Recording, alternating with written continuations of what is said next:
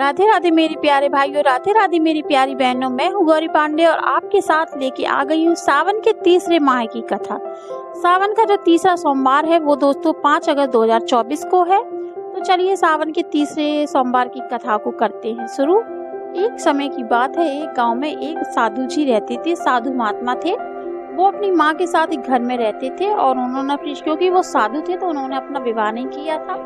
माँ बेटे शिव जी के बहुत बड़े भक्त थे, बहुत ही पूजा करते थे। ऐसे करते करते उनकी माँ वृद्ध हो गई तो उनको समझ में आ गया कि मेरा मृत्यु का योग सब पास आने वाला है, मेरा मृत्यु का योग जल्दी ही आने वाला है, निकट आने वाला है। तो वो अपने बेटे से बोली, बेटा मेरी आखिरी इच्छा यही है कि मैं काशी में जाकर शिव जी के चरणों में अपने प्राण त्यजूं।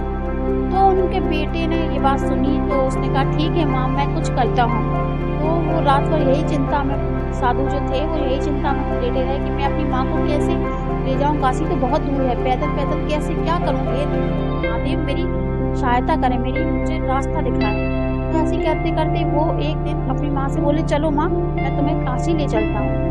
तो उनके घर में जो खाने पीने का सामान था वो उन्होंने साथ में रखा और अपनी माँ को ले लिया और वो दोनों घर में ताला डाल के वो दोनों काशी की ओर निकल गए।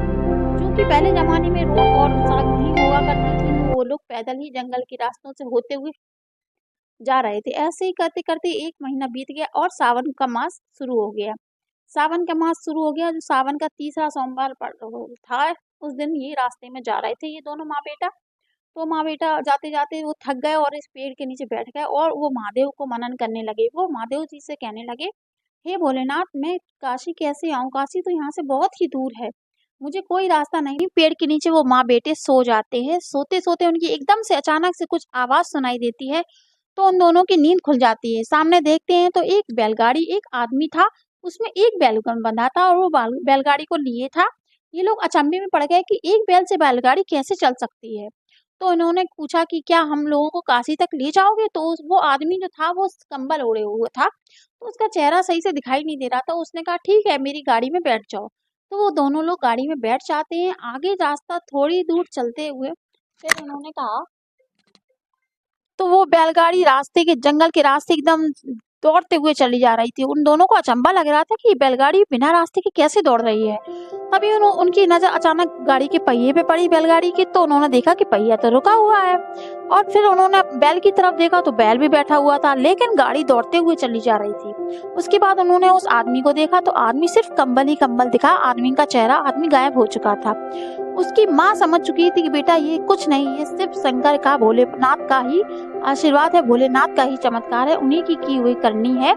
तो बेटा बस अब मेरी यात्रा यहीं समाप्त होती है, अब तू अपने घर लौट जा, मुझे महादेव खुद लेने आए हैं और मैं इस बैलगाड़ी से शिवलोक को चली जाऊंगी। और ऐसा कह के साधु जी होते हैं वो गाड़ी से उतर जाते हैं और अपनी माँ के चरण स्पर्श करके वो अपने घर लौट आते हैं। घर जैसे ही लौटते हैं तो गांव वाले देखते हैं, कहते हैं, अरे ये तो काशी गया था, इतनी जल्दी लौट आया है वहां से। तो सब लोग पूछने लगते हैं, सब लोगों को शक होता है। सब लोग कहते हैं कि तुम्हारे पास कोई सबूत है कि तुम अपनी माँ को शिवलोक छोड़ के आए हो, काशी छोड़ के आए हो?